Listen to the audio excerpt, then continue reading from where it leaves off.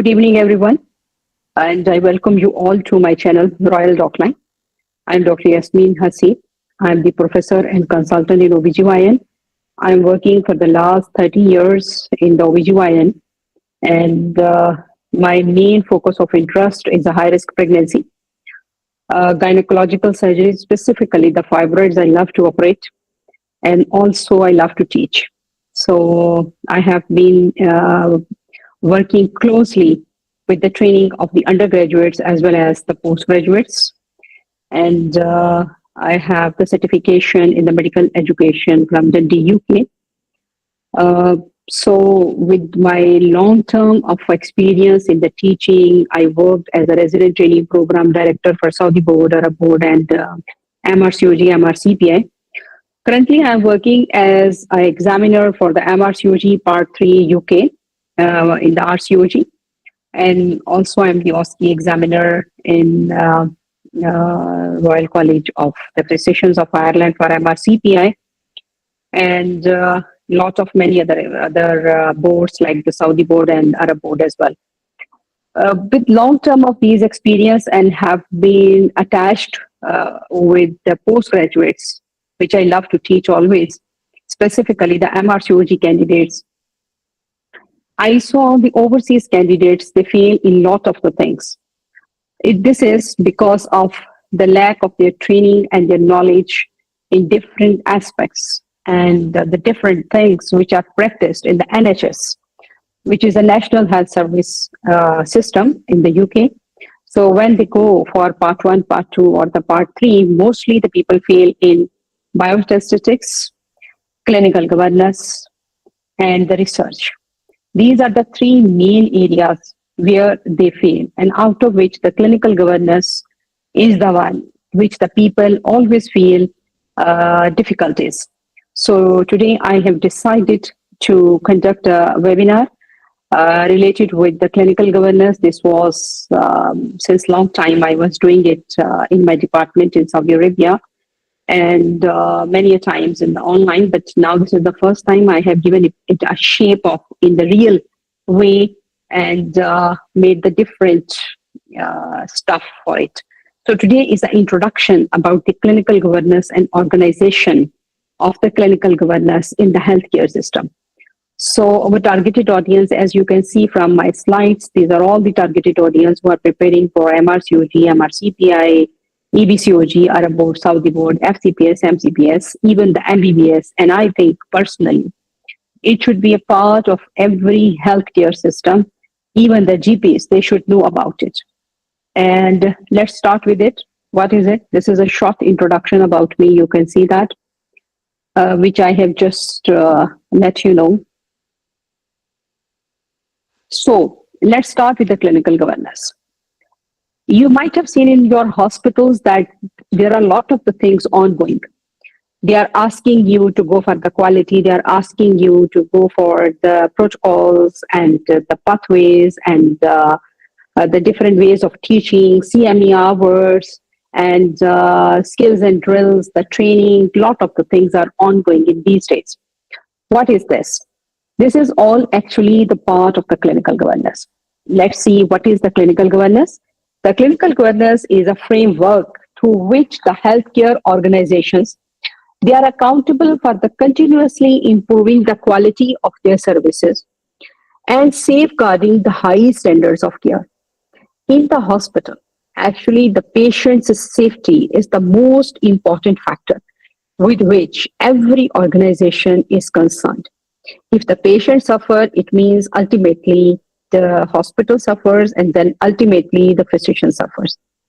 So the clinical governance took birth in order to combat all these difficulties. And there are the different parameters which undercome in the clinical governance. What are those? We will just see in a while. What is the purpose? The purpose is to ensure that the patients, they receive the best possible care by promoting an environment where the excellency can flourish. These are the definitions which have been taken from the GMC, which is a Journal of Medical Council. This definition has been taken by there. And these are the definitions which And there are lots of the guidelines about the clinical governance on the RCOG website. The people who are here with us and preparing for the MRCOG, they know what I'm talking about. So the question is, why it is important for the MRCOG, MRCPI, and other European board to know about the clinical governance? Why this is important? Actually, this is a core concept in the MRCOG curriculum. The people who are preparing for this exam, actually, I'm using the terminology again and again, MRCOG, because I have been very closely related with the MRCOG. So by default, I'm writing the MRCOG. Actually, this is for every exam. If you go through the curriculum and the blueprints of the MRCOG curriculum, right now the new curriculum came. Previously, it was 2019. Now the new curriculum is in the way, where it has been published on the RCOG website. If you go through that, you can see that this is a very important part of the MRCOG. And overseas candidates, they don't understand what is it and what they're talking about. In the MRCOG curriculum, the people know that specifically when I go for the MRCOG Part 3 exam, as an examiner, the patient safety is the most important factor. And there are asterisk points in the patient safety where we are instructed as an examiner in the key that if the candidate fails or miss the patient safety, he or she will fail that patient safety part. And if the patient safety is failed, then it means you will fail whole of the station. So this is very important, or you will get the borderline in that station. So it is directly affecting the patient safety and care quality, which are essential elements for any obstetrician and the gynecologist. So this is actually the clinical governance. I hope so it is clear to you. Ultimately, clinical governance is related closely with the patient safety. So if you people want to pass the exam, you have to go through the clinical governance deeply. You will get a lot of the questions in all parts of the MRCOG. So let's see what are the 6 pillars of the clinical governance. I have separated them as such into the 6 pillars. So you can see even some of the guidelines, they are saying 7, some are saying 8.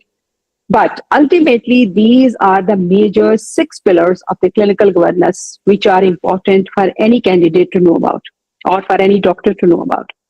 What are they? They are clinical effectiveness. What do you mean by clinical effectiveness? Clinical effectiveness means that the care which is based on the best available evidence and achieving the optimal outcome. Like you should know the guidelines, the basic best evidence available on which you are managing your patient. So this is the clinical effectiveness.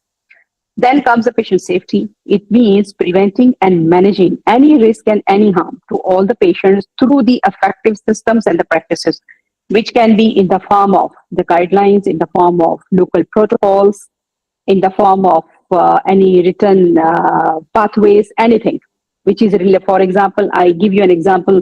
If the patient comes with an eclampsia in any hospital, so what is the hospital protocol related with the eclampsia? What is the hospital protocol at the extreme age of the viability? You will involve obstetrician, you will involve the neonatologist, at which age you will resuscitate, at which age you will not resuscitate, so that you are practicing not only safe for your patient, but you are practicing safely for yourself and you avoid any litigation.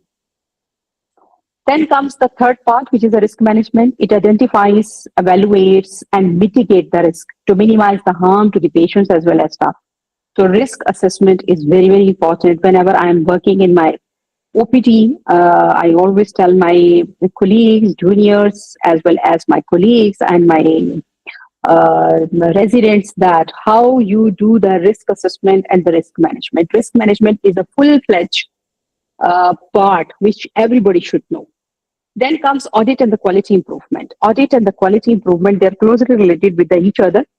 And you know that audit is a part of the MRCOG. Then I mean to say they are the backbone of the MRCOG. You will get it either in part 1, in part 2, in the form of some EMQs or single best answers, or you can get it in the part 3 OSCE exam, where it can be in the form of a structured viva, or it can be a guideline, or it can be a patient information leaflet, or it can be a problem where you can be asked to do the audit for that part. So what is it? This is a systematic evaluation of the practice to enhance the patient care and quality, which means you detect some problem and you just want to know where is the problem. Then you want to make new guidelines or new recommendations, and then you reevaluate by collecting the data. So this is called as an audit. Audit itself is a big chapter, and it has got its own parameters, how it is done. Then comes the education and the training. The education and the training. You all know we are struggling hard for the CMEs. So this is that part. This is actually a part of the clinical governance. All the healthcare systems, GMC, Saudi board, Saudi licenses, and also Bahrain. I'm working currently in Bahrain.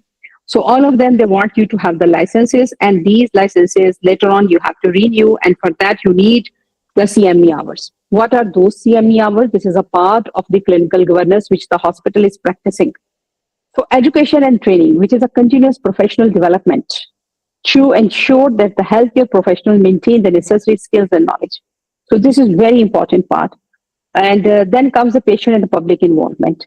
So you might have seen that the people, they go and patient relations, and then they make a complaint, and then it comes to you that doctor this and this, she has this and this, and I was not satisfied, and I had this harm, I have this, and I have that. That complaint comes to you, and this is the part of the clinical governance. That is the involvement of the patients and the public. That is how they are feeling about your practice, about your hospital practice. This is engaging the patients and the public in the healthcare decision-making processes to ensure that the service meets their needs. So you can see that how all of them, they are interrelated with each other and how they form a part of the clinical governance. Most of the people, they are familiarized with all these things, but they do not know that this is actually the clinical governance which the hospitals are doing. Because we as a clinician, we always go to our labor ward, we always go to our inpatient, we always go to our outpatient. We are in a hurry. We just see what is going on in our department, and we never try to see what is going on in the hospital. So the hospital has got a full-fledged administration team, which is all working on all these things. So this is that part. I hope so it is clear. So here I have put all these one in one picture.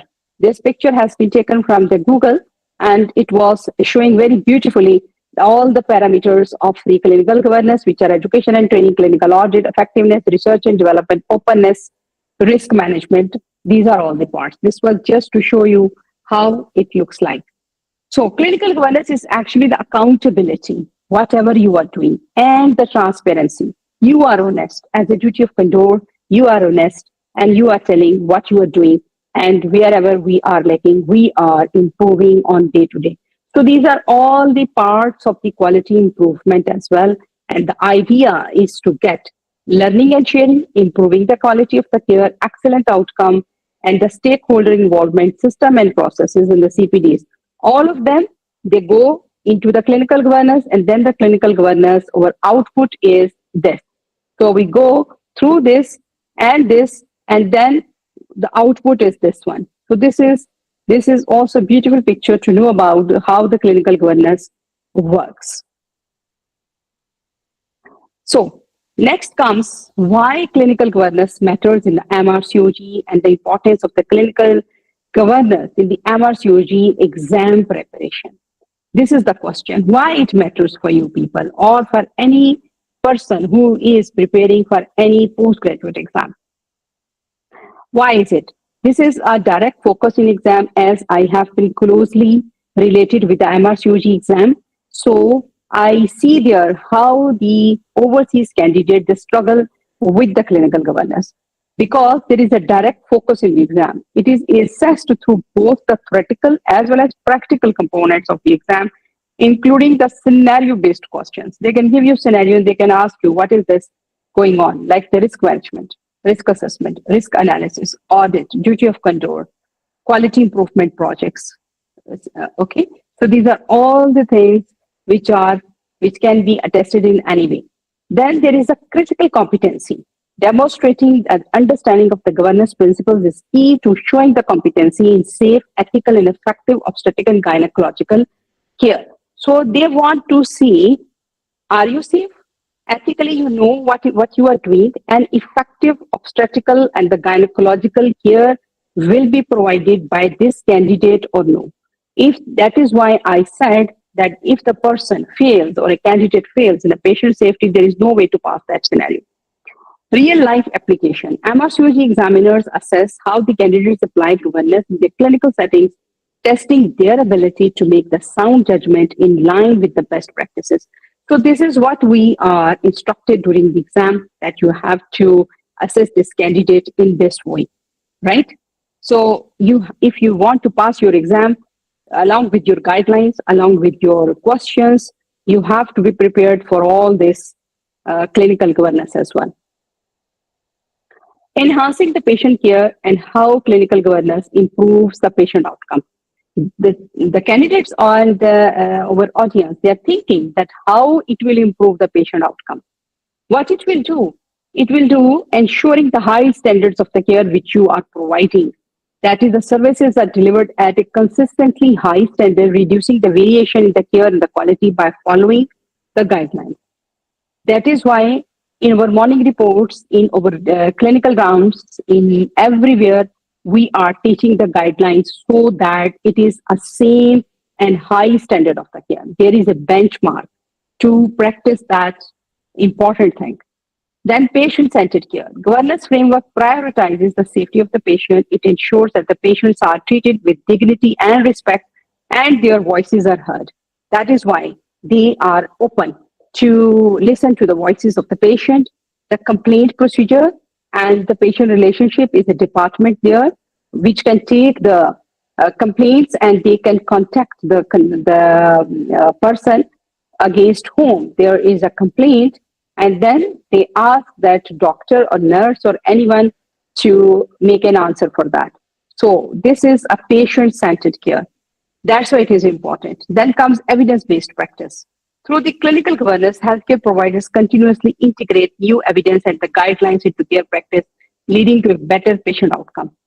Okay, so these are all the important things through which you can enhance the patient care. So this is not only you are improving your exam preparation, you are preparing for the success in your exam, but at the same time, you are doing a standardized practice to have the patient care up to a certain benchmark.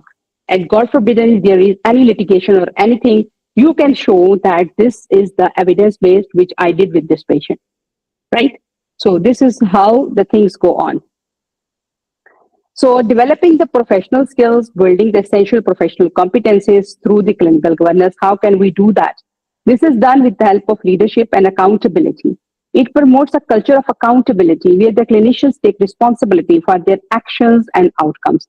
So whatever you do, we are going to discuss it during our meetings, during our rounds, and God forbidden, if something goes wrong, then there are the maternal morbidity mortality meetings, and there are the complaints, or there are the sort of the litigations which the clinician has to work for and answer for it. Then comes the clinical governance, which is associated with the communication skills. Effective governance requires a clear communication with the patient, with your colleagues, and the wider healthcare system. And then comes continuous improvement. The continuous improvement, the candidates learn to critically evaluate their practice and make necessary changes enhancing the care delivery. For example, what is this? Continuous improvement. There is one candidate who do some CTG and she does not take an action for that CTG, and the baby comes out with the distress. And now the litigation started. The family is very upset. They make a complaint. And then what happens is that there is a meeting with the supervisor. There are actually the supervisors and the tutors by the RCOG in the NHS for the candidates. So there is a meeting with the annual appraisal as well, where the candidate goes, and then they have a meeting with each other, and then the supervisor asks, what do you think? Where you were wrong? Then the candidate, as being honest, tells that this was the thing, and this happened, and this was the outcome. So might be that candidate, might be that trainee missed the part because might be she was sleepless, she was tired, or she was busy in so many patients. So she missed that part. So the supervisor will ask, okay, fine. So what do you think? What should be done by your reflecting back into your practice? Where were you wrong? And then they discuss the things, and from here, the improvement happens. And if, for example, the trainee is suffering, they can take the time off, or they can be leaves, or they can be exam postponements, or help in the exam, or they need some more training in reading the CTG. Like all these things are done, and this is to do the improvement in the leadership and improving the professional skills to the candidates, to our trainees, to our doctors. So, what are the ethical and the legal considerations? How the clinical governance plays a role in the legal and ethical healthcare system. It has got the ethical standards, legal responsibilities, and preparing for the scenarios. Clinical governance helps uphold the ethical principles by ensuring that the care is safe, effective, and patient-centered. Which means that what is an ethics? Ethics means how you deal with the patient and how you take the consent, how you assess the age of the consent. Is she competent enough to give you the consent? And how you treat the patient? Do you take care of their autonomous decision making? So this is related with that ethical standards. Then comes the legal responsibility. It reinforces the need for compliance with the legal obligations, such as informed consent, data protection, and reporting of adverse events. This is the adverse events where if the morbidity mortality happens, then in the NHS, there is a special form which you have to fill, and then it goes into the UK obstetrical surveillance system, and then there is a reflection, and then, this embrace reports come. This is how the embrace reports is made. So then also the data protection. That is, you are working on some computer. You are not allowed just to keep it open and leave the place. You have to properly close it. This is the confidentiality. So this is also very important. So confidentiality and the data protection and reporting of adverse events, access to the record of the patients, not sharing any information without the prior permission of the patient to anyone. And if you want to take it for the research or something, it should be anonymized, something like that. So this is the legal responsibilities. Then comes preparing for the scenarios. Understanding the governance enables the candidate to navigate complex ethical and the legal dilemmas, which are often tested in MRCOG exam, particularly part 3 scenarios. So you are particularly assessed in all these things. So the people, they come and after failing the exam, and they come and discuss with each other. I did this, I did that, I don't know, today the result came and I failed the exam. Always think about what was the reason, what did you do, and where you were lagging behind. So if you use the buzzwords in your exam, like the clinical governance, benchmarking, patient safety, communication, multidisciplinary team, all these things, they help you in passing through the exam. The examiners are there to pass you, not to fail you. And in the exam, even the lay examiners, they are giving the hint. But this is up to the candidates, whether you take the hint or no. We are there, we are telling you that this is this and this is that. But no, sometimes if you do not have a proper background knowledge, which is the most important thing, then the people cannot pass the exam. So you have to prepare yourself from every point of view. So in the MRCOG part 2, examining the clinical governance, how the clinical governance is assessed. How in MRCOG part 2, the clinical governance is assessed on MRCPI exam, FCPS, Arab board. Now the Arab board as well as the Saudi board. Last time I was the examiner in the Saudi board, and they put the audit over there. So this is how it is also becoming a part of the Saudi board and Arab board as well. So be careful about the people who are preparing for it. So let's see how in the part 2 it is being assessed. MCQs and EMQs. This is the main area which is assessed in the MRCOG Part 2. Clinical governance topics are tested through the multiple choice and extended matching questions, which assess the candidate's knowledge of the safety, quality, and the risk management. The people who have attempted this Part 2 or the European boards, they know what I'm talking about. Then there can be the case-based discussions or CBTs, scenarios which explore the governance and the challenges, such as managing the adverse events, implementing the guideline, and conducting audits. So it can also be assessed in that, and this is usually in Part 3. For example, in the exam, there was an injury to the bowel by the surgeon, and it was endometriosis case. The patient has the bowel injury, she has distension, and later on she was operated upon. It was a perforation of the adherent bowel. Later on, laparotomy happened, and hence the patient was recovered. So later on, the candidate was instructed to give a feedback session on the clinical scenario or the adverse event which happened. And in that scenario, there were the props which were placed on the table. Few candidates, they did not even bother to see what is placed on it and how the feedback sessions are to be done. Recently, I discussed this scenario in a different way in my junior doctors who were preparing for the exam, that how you will do that. So these are the things they are looking in you before giving you a pass.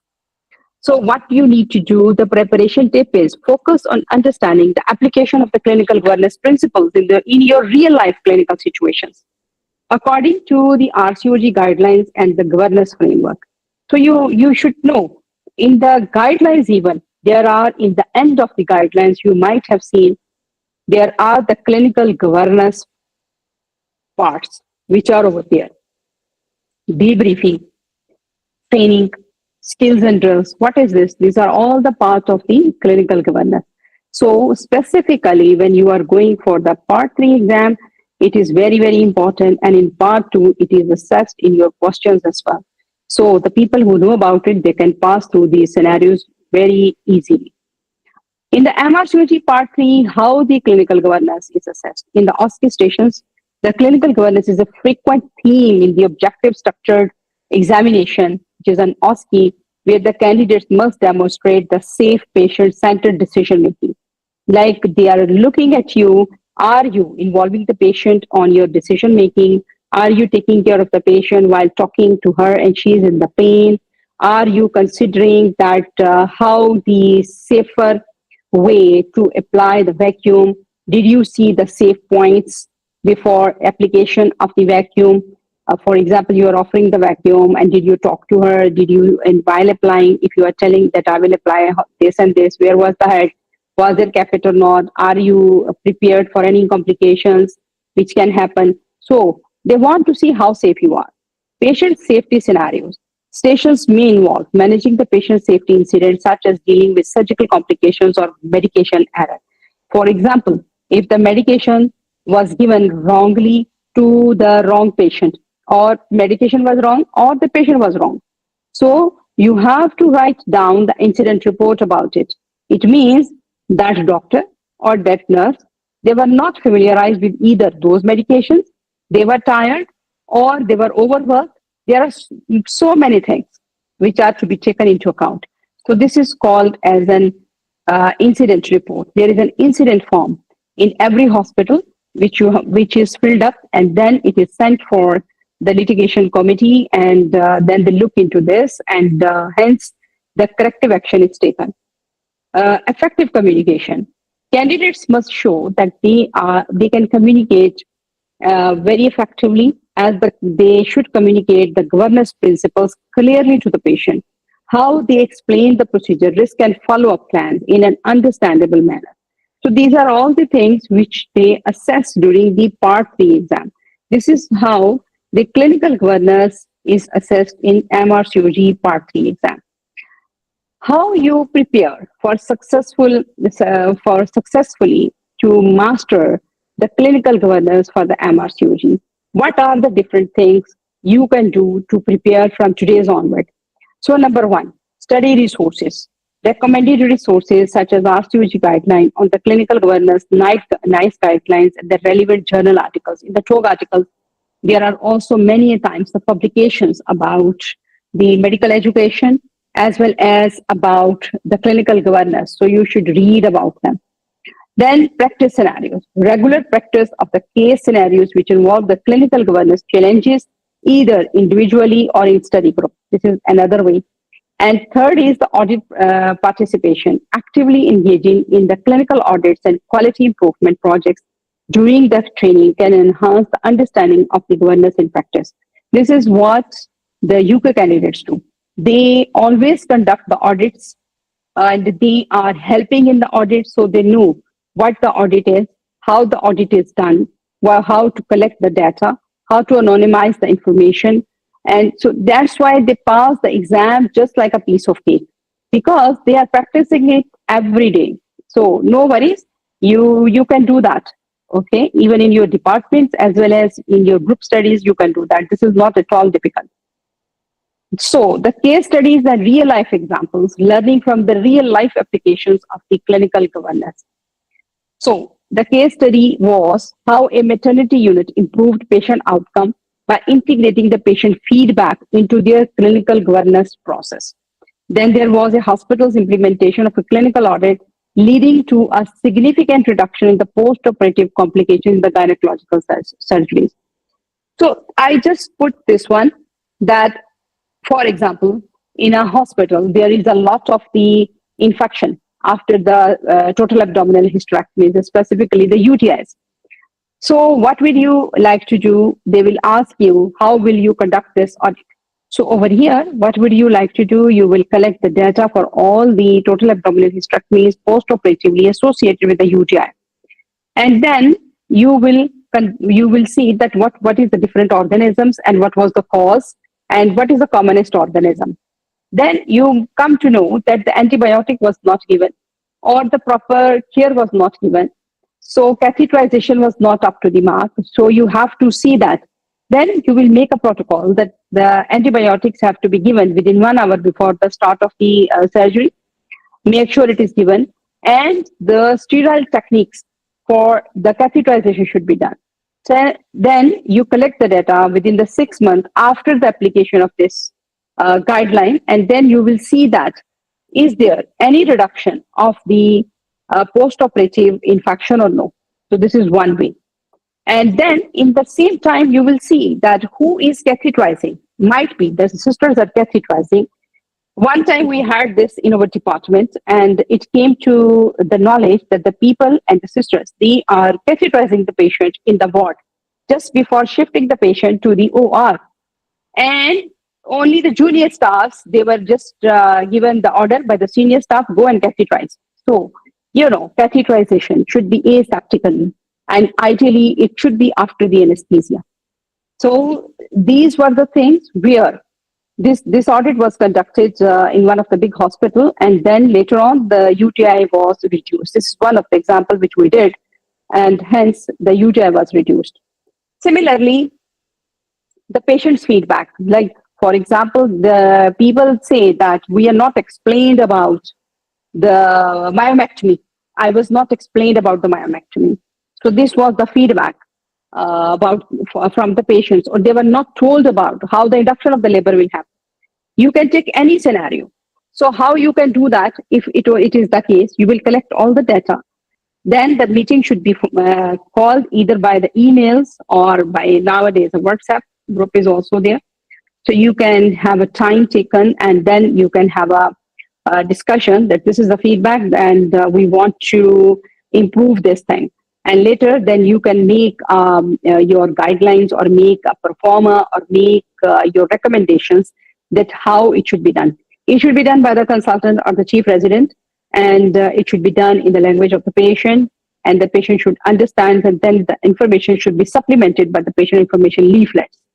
So, and the patient's consultant should explain this is the procedure, and this is how you will come to the hospital. There will be a needle in your hand, and the things will be like this, and you will go to the theater, and you will see the doctors, you will be anesthetized, like all these things. And then after few months, like 3 months or 6 months, You can collect the data again, and you can see that how much improvement has been occurred and what was the feedback of the patients later on. Then comes the lesson learned. How MRCOG candidate can apply these real world lessons into their own clinical practice and the exams. So this is how the things are, yet that how you will apply this knowledge. This is the basic thing. So from today's presentation, the conclusion is the critical role of the clinical governance in the MRCOG and beyond. What is it? The recap is clinical governance is not just an exam topic. It is a fundamental part of being safe, effective, and ethical healthcare provider. So this is actually what the clinical governance means. Although for you people, I know the people who are here and preparing for exam, many of you have joined just to get an idea that what I'm talking about. And for some of the people who are new here or they are going for the exam, the topic is a little bit scary and the topic is a little bit new for them.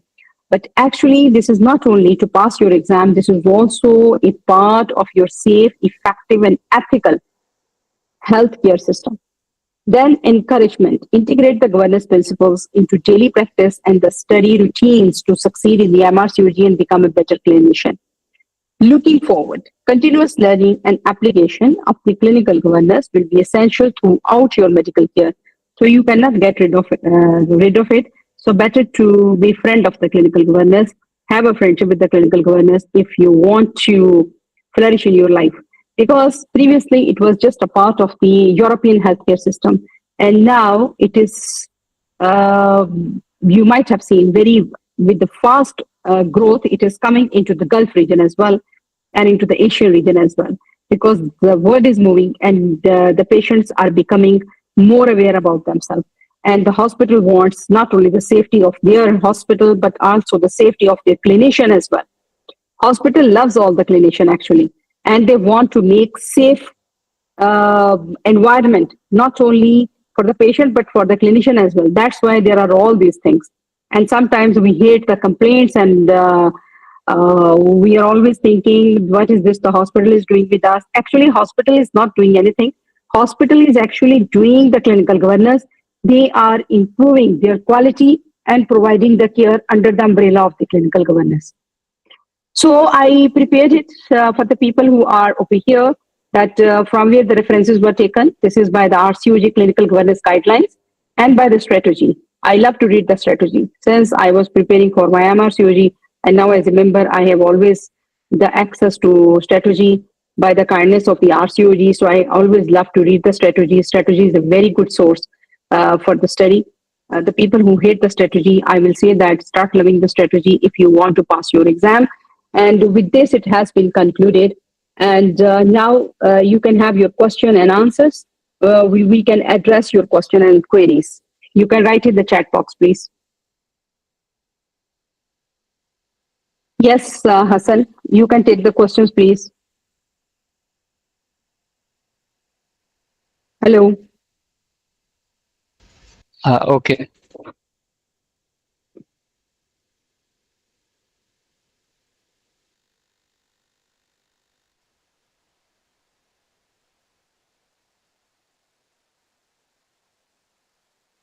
Is there any question right now or no? There is no question at the moment. So I think they know very well everything.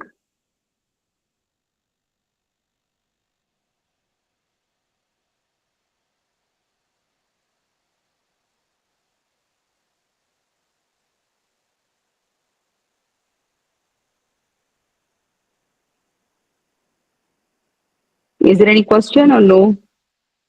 Not yet. Okay.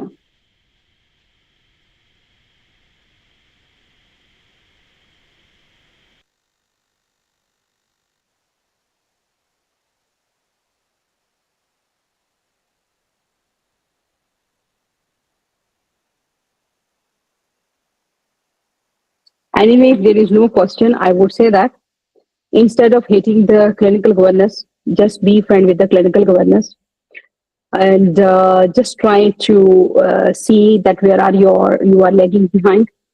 because with my experience, I have seen the people, they struggle hard with the clinical governance as an overseas candidate.